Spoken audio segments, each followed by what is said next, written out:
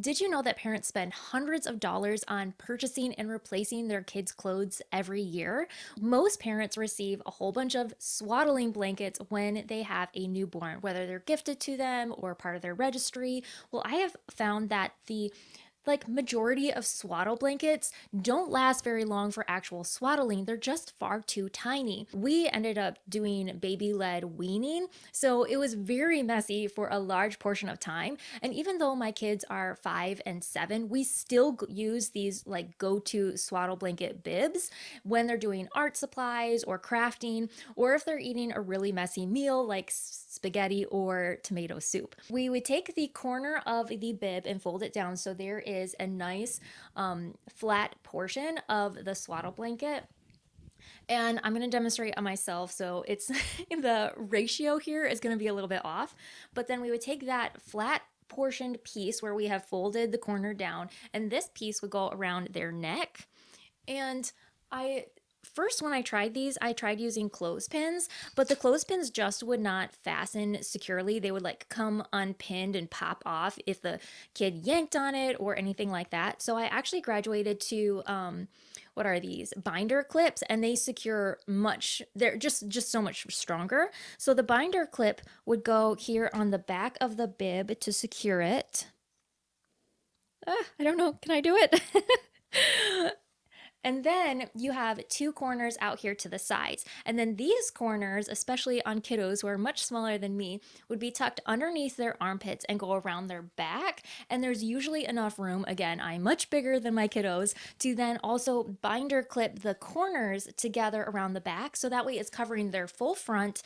And because we are taking this rectangular or square and turning it into a diamond, there's a leftover piece that ends up being a point that can go over their lap. And this helps keep all of any food that is spilled on top of the actual swaddle blanket. And because of these swaddle blankets, the type of cotton material that they're made out of, they wash really easily.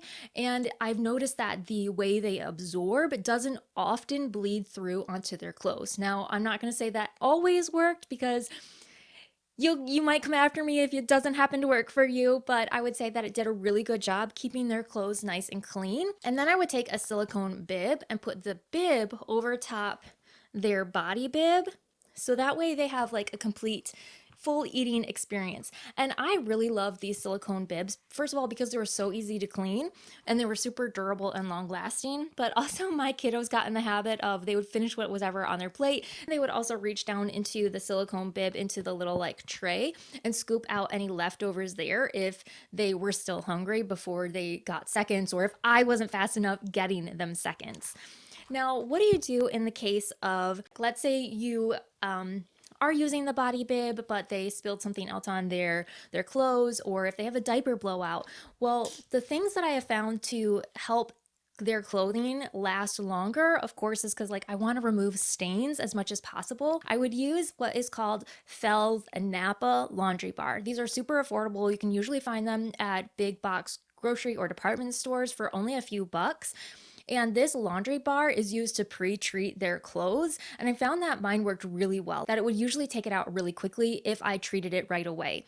Now, the other thing that I would use if the stain had really reset into their clothing, or maybe I'm getting clothes that are secondhand, or if I've put clothes away and pulled them out for my next child and they kind of look grungy and stained, spit up and stuff, that tends to turn yellow the more it sits in stored away, that may not have appeared when you first put it in a storage box.